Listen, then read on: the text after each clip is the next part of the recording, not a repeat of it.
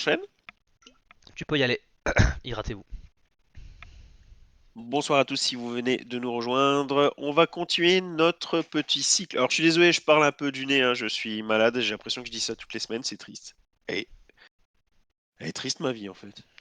Bon bref, passons. On va continuer donc notre petit cycle One World Under Doom. Donc après Doctor Strange of Asgard, on va passer à la Doom's Division. On en avait déjà un peu parlé il y a quelques temps déjà, on avait parlé du premier numéro. Donc écrit par Yoon Ali et dessiné par Young et Yakono. Et vu que j'ai pas grand chose à en dire, faut être honnête, on enchaînera avec les numéros Fantastic Four liés à l'event. Euh, donc voilà, on va faire une sorte de deux en un. Le principe de la Doom's Division, si vraiment vous vous en souvenez pas, sachez qu'il est quand même assez simple. Donc c'est la Tiger Division qui est renommée la Doom's Division et ses super-héros d'Asie donc doivent apporter, maintenir la paix au nom de Doom. C'est à peu près ça le synopsis. Là vous avez les 5 covers qui composent la série limitée, comme vous pouvez le voir quand même, elle défonce. Qu'est-ce que j'en pense? Ce que j'en pense, bah, que c'est un peu comme Doctor Strange of Asgard en fait. C'est-à-dire que le titre sous-entend qu'il y a un lien évident avec l'event One World Under Doom, alors que bah, pas vraiment quoi. Tout le long de la série, en fait, on a une sorte de jeu de traîtrise et de twist lié à des changements de camp, mais il n'y a pas véritablement de lien avec l'event à part bah, le point de départ. Parce que par contre, avec le point de départ, là, c'est plutôt évident. Mais à part ça, on peut pas vraiment dire qu'il y ait de lien. Et là où ça craint, c'est que la série Doctor Strange of Asgard avait ce même problème, mais au moins elle était distrayante. Elle se suffisait à elle-même. Tu pouvais prendre la mini-série, te dire c'est un tie-in de One World Under Doom. Merde, il n'y a pas de lien avec One World Under Doom. Bon, au moins la série est pas si mal. Tandis que là, bon, c'est pas génial. Alors, je connais pas les super-héros, mais c'est un comics en fait. C'est pas supposé être bloquant. Marvel et DC ont l'habitude de rendre les personnages quand même accessibles pour les nouveaux lecteurs, surtout pour une nouvelle série. Et là, c'est le cas. Et là, bah non. J'ai pas trouvé qu'ils les avaient rendus intéressants outre mesure, et du coup, bah, j'ai pas accroché. À côté de ça, c'est vrai que le rythme est assez lent, l'intrigue est quand même vachement éparpillée, et au final, on est même, on peut le dire, je pense, assez léger en termes de contenu, quoi. J'ai beaucoup aimé les dessins, c'est pour ça que je vous ai mis ici quelques extraits de planches. Dites-moi si ça vous plaît. Mais, euh, mais c'est tout, quoi. Et malheureusement, enfin, peut-être que pour certains c'est le cas, mais pour moi, non. Les dessins, ce n'est pas suffisant pour apprécier un titre. À la limite, l'inverse. C'est-à-dire que je peux faire un effort sur le dessin si le scénario vaut le coup. Par contre, me raccrocher au dessin parce que le scénario est pas ouf, non, ça j'en suis totalement incapable. Personnellement, je pense que c'est peut-être le pire, la pire série tie-in de One World Under Doom. Il y a rien quoi. C'est assez vide. Alors après, c'est peut-être comme Mac le dit quoi. C'est peut-être parce que personne connaît la Tiger Division. C'est peut-être un argument, mais encore une fois, la première fois que j'ai lu des comics, je connaissais aucun super-héros et c'est pas pour ça que j'ai lâché. Pourquoi? Parce que pas, c'est pas éliminatoire. Et là, par contre, bon, non, j'ai pas réussi à accrocher. Donc, au-delà des personnages qui m'étaient inconnus, je pense qu'il y a le travail derrière qui n'était pas adéquat. Attention, encore une fois, ce n'est ici que mon avis. Je n'ai pas la parole d'évangile. Si vous l'avez aimé, tant mieux pour vous, il Ouais, n'y a bah, aucun je problème là-dessus. me souviens avoir lu le premier numéro de Doom's Division. Ça m'avait pas emballé non plus. Donc, Non, c'était pas. non. Après, j'en avais lu qu'un, donc je peux pas dire que je m'étais lancé dessus vraiment à reculons. Faut pas non plus exagérer. Mais je peux pas vraiment dire qu'avec le numéro 2, que voilà, que ça y est, j'ai été lancé dedans, quoi. Clairement pas.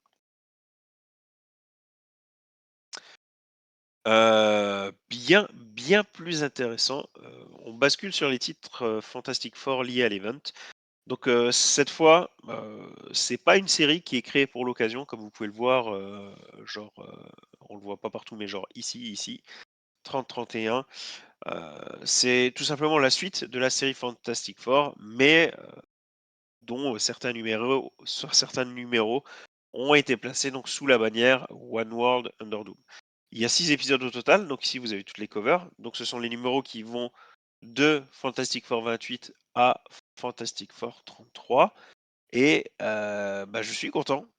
Je suis carrément content. Pourquoi? Parce que, bah, la semaine dernière, en fait, je vous avais dit que, j'avais vraiment beaucoup, beaucoup aimé le Fantastic Four 1 de, North et de, Humberto Ramos. Et que ça m'avait donné, envie de lire tout ce qu'il y avait avant, mais c'est vrai que j'avais pas percuté que, bah, One World Under Doom, il y avait du Fantastic Four. Bah, voilà, je me suis pas tapé toute la série de Ryan North, mais pourquoi pas peut-être plus tard. Mais en tout cas, j'ai pu lire, l'arc précédent, précédant le relaunch, donc les 6 derniers épisodes, heu et bah, c'était chouette. Donc cette fois, c'était avec Cory Smith au dessin et franchement, c'était chouette.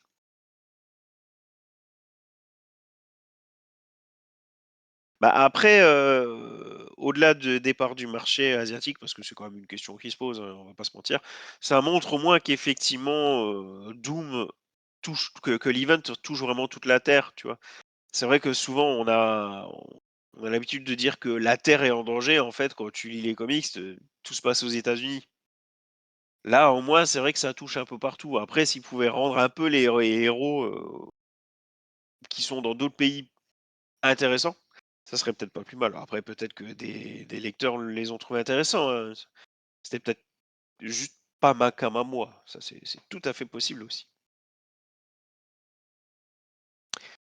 Alors, concernant ces 6 numéros des Fantastic Four, heu, ici, ce que j'ai beaucoup aimé, c'est qu'on commence, vraiment, bah, déjà au début de l'event.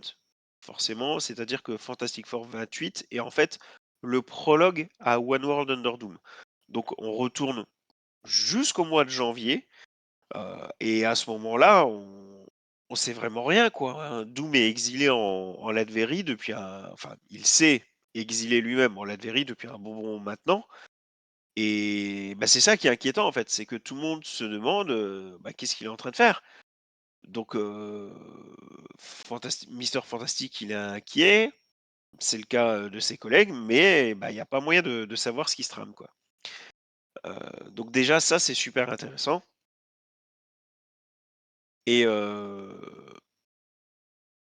qu'est-ce que je peux dire aussi? Niveau intrigue, c'est aussi plutôt pas mal, c'est-à-dire que les 4 fantastiques, en fait, perdent leur pouvoir et ils veulent les retrouver et le pourquoi est-ce qu'ils veulent retrouver leur pouvoir? Par exemple, Ben, pendant très longtemps, il voulait se débarrasser de son pouvoir. Pourquoi est-ce qu'ils veulent les retrouver? Bah, parce qu'il y a la menace Doom, justement. Heu, donc c'est ça aussi qui est bien. Ça a l'air de rien, mais dans le sens où ils ne l'ont pas fait dans plein d'autres séries tie-in, bah, là, ça fait plaisir. On te présente tout ça, on te présente vraiment One World Under Doom comme étant, heu, une «menace» entre guillemets en toile de fond et encore une fois, ça a l'air de rien, mais pourtant c'est presque jamais fait, quoi. Donc ça, c'était vraiment chouette et tu ajoutes à ça, du coup, des débats, notamment avec, Miss Hulk, concernant la légalité de l'entreprise menée par, Docteur Doom, qui se pointe et qui met tout sous son contrôle. Heu, Tout ça, c'était chouette et en fait, ben, c'est suffisant. Avec ce que je viens de dire, tu as largement assez pour faire des liens avec l'event principal, voilà. Tu peux véritablement dire que, c'est un tie-in de One World Under Doom.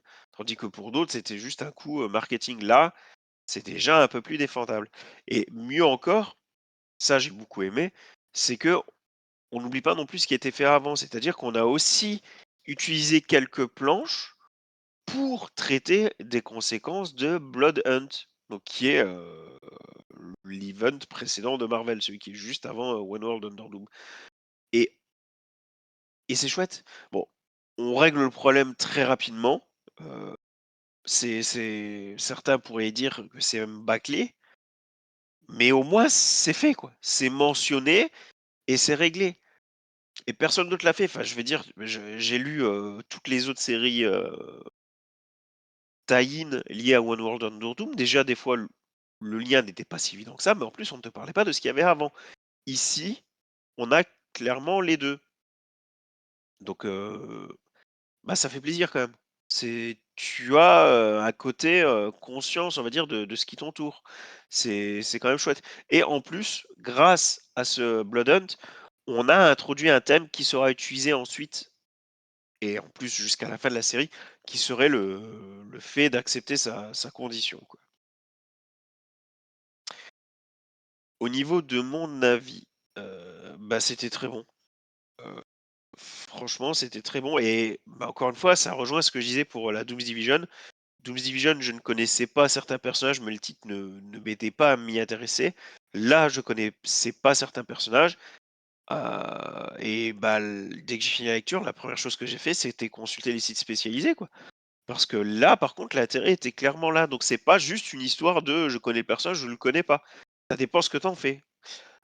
Donc ouais, franchement, c'était, une très, très bonne lecture. Ryan North a comme j'ai dit, il a vraiment conscience de ce qui se passe autour de lui dans l'univers Marvel, c'est-à-dire ce qui se passe en simultané, donc One World Under Doom, ce qui s'est passé avant, donc Blood Hunt, mais il a conscience aussi de ce qui se passe au sein même de la société. Tout ça, c'est vraiment chouette. On a notamment un superbe, épisode 30. La cover, elle est très sympa aussi, elle est ici. Donc Fantastic Four 30 qui tourne quand même pas mal autour de Ben. Franchement, j'ai beaucoup aimé. Je l'ai beaucoup, beaucoup aimé. J'ai vraiment ressenti toute la détresse du personnage. C'était chouette. Non, mais il y a pas que les 4 fantastiques dans le titre 4 fantastiques, Mac. Il y a beaucoup d'autres personnages quand même. Hem Et il y a des répliques aussi qui étaient, quand même, bien dosées, qui étaient quand même vachement sympas. On peut penser à Doom lui-même qui dit un truc du genre, il dit à Mister Fantastique, bon j'ai pas noté la phrase anglaise, mais il dit un truc du genre, «La vache, je te laisse étudier 6 mois. 6 mois et tout ce qui était foutu d'apprendre, c'est comment fuir comme un chien, la queue entre les jambes». C'est incroyable, vraiment incroyable. Les Fantastic Four sont vraiment inutiles. C'est je c'est Doom. Doom dans toute sa splendeur. Alors, petite parenthèse concernant quand même les covers où les titres ont changé, je ne sais pas si vous voyez. Euh, donc ici, on passe de Fantastic Four à Fantastic 3, Fantastic 2 et Fantastic 1, et même ici Fantastic Zero. Donc tu as un petit côté élimination un par un. Je trouvais que c'était un petit coup de marketing assez sympa. Et c'est effectivement, dans un sens, un peu le principe. Mais, c'est pas non plus ce que suggèrent les titres. Ça, c'est un peu dommage. C'est-à-dire que les Fantastic Four, malgré ce qu'indique le titre, ne passent pas de 4 à 3, puis à 2, puis à 1. Ça, c'est vraiment con, c'est un peu dommage. En plus, il y avait moyen parce que ça tourne quand même autour de ça, donc il y avait moyen d'accentuer ça. Par contre, même si on joue pas cette carte jusqu'au bout, ça peut faire office de compte à rebours. Et vu qu'ils hésitent à je vais pas spoiler parce que c'est pas encore sorti en France, mais vu qu'ils hésitent à revisiter le Big Bang, bah, le côté compte à rebours, avant le Big Bang, c'est quand même à propos. C'est pas non plus, totalement, hors sujet. Là, je vous ai mis, quelques cases, mais souvent j'ai essayé de retrouver des planches qui étaient mises en pleine page parce qu'elles étaient géniales, quoi. Donc les dessins sont de Cory Smith. Et personnellement, je les ai vraiment, vraiment trouvés superbes. Heu et malgré tout le respect que j'ai pour Humberto Ramos, parce que c'est un artiste que j'aime beaucoup, je pense que là, pour le coup, le style de Smith colle quand même bien mieux à l'univers des 4 Fantastiques. Là, les 3 images là, franchement, elles défoncent, quoi. Et quand tu imagines ça en pleine page et que tu tournes la page, c'est vraiment parfait, quoi. Et j'avais mis aussi, regardez-moi cette colorisation, quoi. Bon, ici, j'avais de nouveau mis pour, la case dans sa globalité. C'est encore une page en pleine planche, ça, je crois. Heu, Super bien dessiné, mais ici, les couleurs, magistrales, quoi. Vraiment, vraiment superbe. Donc voilà, Doom's Division, pas ouf. Par contre, les numéros de Ryan North concernant, Fantastic Four, ah oui, ça c'était clairement chouette.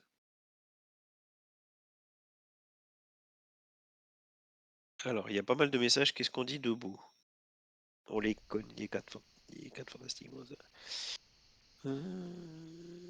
Red Band, bah, c'est lié à Blood Hunt, mais tu pas ça pour, tu pas ça pour Wonder Doom, hein.